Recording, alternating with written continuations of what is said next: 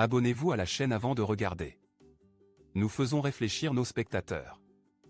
À la fin de la vidéo, nous vous poserons la question principale. Comment l'Union européenne devrait-elle réagir face aux BRIC? Le Brésil, la Russie, l'Inde, la Chine et l'Afrique du Sud se réunissent pour un sommet. Cette coalition diverse, qui prône le concept d'État souverain, cherche à remettre en question l'architecture de sécurité centrée sur l'Occident. Nous devons rester fermes sur nos principes tout en étant conscients de leur signification géopolitique. Un article invité de Raoul Delcorde, ambassadeur, de Belgique, membre de l'Académie royale de Belgique. Du 22 au 24 août, les 5 puissances émergentes qui forment les BRIC, Brésil, Russie, Inde, Chine et Afrique du Sud, se réuniront à Johannesburg pour un sommet des chefs d'État et de gouvernement, à l'exception du président Poutine, faisant l'objet d'un mandat d'arrêt de la Cour pénale internationale. Ces pays, qui représentent près d'un quart du PIB mondial, sont connus pour préconiser une alternative au modèle économique libéral occidental. Cependant, leurs ambitions ont été remodelées en raison des bouleversements internationaux récents, notamment la guerre en Ukraine. Ces puissances non occidentales ont cherché et tenté, avec des degrés de cohérence et d'efficacité variables, de tirer parti de leur poids économique nouvellement acquis pour accroître leur pouvoir politique dans les affaires internationales. Cette montée en puissance sur la scène politique internationale a suscité une obsession de la part de l'Occident, qui a regardé ces États avec appréhension à travers le prisme de l'émergence du Sud global. Non seulement ces pays sont considérés comme émergents selon les indicateurs et les perceptions occidentales, mais ils sont également, selon le politologue Zaki Laïdi, ce qu'il appelle des enfants de l'économie mondialisée, et donc partisans du commerce mondial, comme le montre l'initiative Belt and Road de la Chine. Cependant, ces États partagent également un sentiment de frustration d'avoir été maintenus en périphérie de la politique mondiale par les puissances occidentales établies, qui ont eu tendance à transformer la politique internationale en un club oligarchique et exclusif d'États puissants et privilégiés.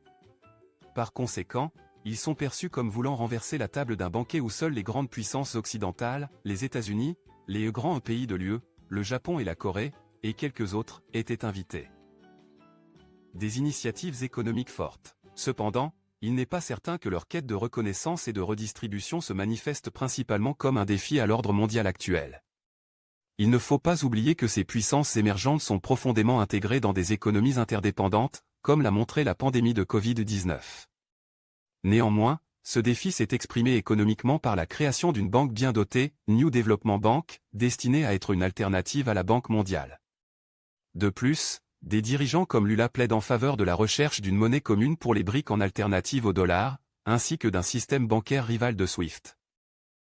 L'Inde, partenaire d'équilibre. En réalité, les BRIC sont loin d'être un groupe uni et homogène. Si la Chine s'est imposée comme le principal partenaire des BRIC, on ne peut pas en dire autant dans le sens inverse. L'Inde, le Brésil et l'Afrique du Sud ne sont que des partenaires économiques marginaux pour la Chine. Le PIB de la Chine dépasse le PIB combiné des 4 autres États. Mais les différences ne sont pas seulement d'ordre économique. Chaque membre défend dans une certaine mesure ses propres intérêts. Par exemple, l'Inde est un partenaire des États-Unis et de l'Australie dans la région Indo-Pacifique. L'Inde, qui préside actuellement le G20, hésite à voir les BRIC s'élargir davantage, car cela diminuerait son influence, bien que des puissances émergentes de taille moyenne comme l'Arabie Saoudite, le Nigeria, l'Égypte, le Vietnam et plusieurs autres soient désireuses de rejoindre les BRIC. Comme on le sait bien, l'Inde entretient des relations difficiles avec son voisin la Chine, et comme le Brésil et l'Afrique du Sud, elle revendique un siège permanent au Conseil de sécurité de l'ONU. Mais, comme l'a judicieusement souligné l'ancien haut fonctionnaire indien de l'ONU Shashi Tharoor, l'Inde apporte la voyelle d'équilibre, le GIE de l'Inde, aux BRIC sans laquelle l'acronyme serait imprononçable.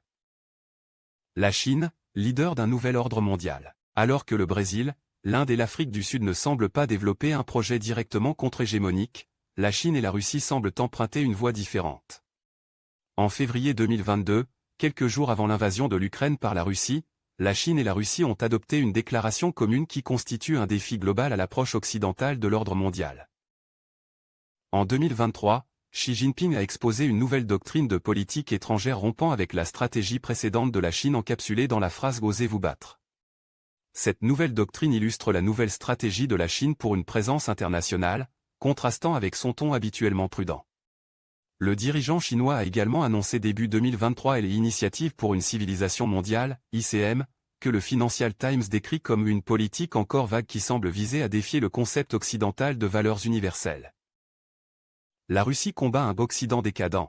Alors que la Russie ne possède peut-être pas les mêmes capacités de puissance que la Chine et ne peut pas projeter sa puissance simultanément dans plusieurs sphères des affaires internationales, le pays se considère comme une puissance mondiale dont le devoir est de remettre en question l'ordre occidental, le « collectif occidental » selon le vocabulaire du Kremlin, et considère la Chine comme son principal allié pour y parvenir.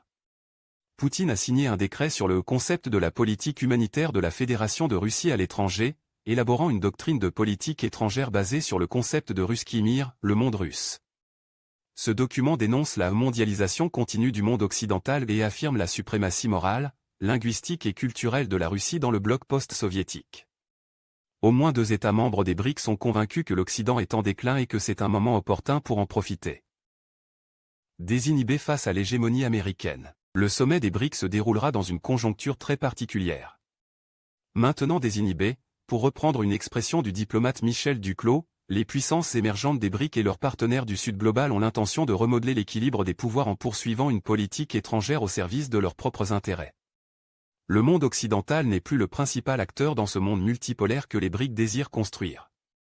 Par exemple, lors de l'annexion de la Crimée par la Russie en 2014, les BRICS se sont abstenus de soutenir publiquement les résolutions de l'ONU, appelant plutôt à une résolution pacifique sans sanctions. Les pays des BRICS critiquent souvent l'utilisation de sanctions économiques comme outil de coercition et l'application inégale des principes de souveraineté étatique, qu'ils accusent de favoriser les intérêts du Nord. Aucun des pays des BRICS n'a imposé de sanctions contre la Russie. Les BRICS ont également vivement critiqué le refus des pays occidentaux d'intervenir dans certaines situations et leur empressement à intervenir dans d'autres. Par exemple, l'Afrique du Sud a vivement critiqué l'intervention militaire de l'OTAN en Libye en 2011. Le refus des BRICS d'isoler un État membre, la Russie, a démontré que, en défendant la souveraineté des États plutôt qu'en acceptant ce qu'ils considèrent comme l'hégémonie du Nord dirigée par les États-Unis, ils ne sont plus disposés à soutenir les intérêts stratégiques américains, malgré certains aspects de proximité, comme le Brésil et l'Inde. Cela explique probablement l'attrait des BRICS pour les pays émergents du Sud. Une redoutable coalition diplomatique. Certains pourraient soutenir que les BRICS forment une coalition trop diverse pour véritablement constituer une alternative au monde occidental. Cependant, indépendamment de leur avenir incertain, les BRICS se sont transformés en une redoutable coalition diplomatique en dehors de leurs efforts économiques. En tant que porteurs d'une conception du monde contraire aux valeurs occidentales, ou du moins différentes, ils continueront à défendre vigoureusement leurs priorités en tant qu'État souverain et à travailler à la déwesternisation de l'architecture de sécurité mondiale. Il est important de maintenir une position diplomatique ferme sur les principes avec les BRICS tout en étant conscient du poids géopolitique que ces puissances exercent sur l'ordre mondial.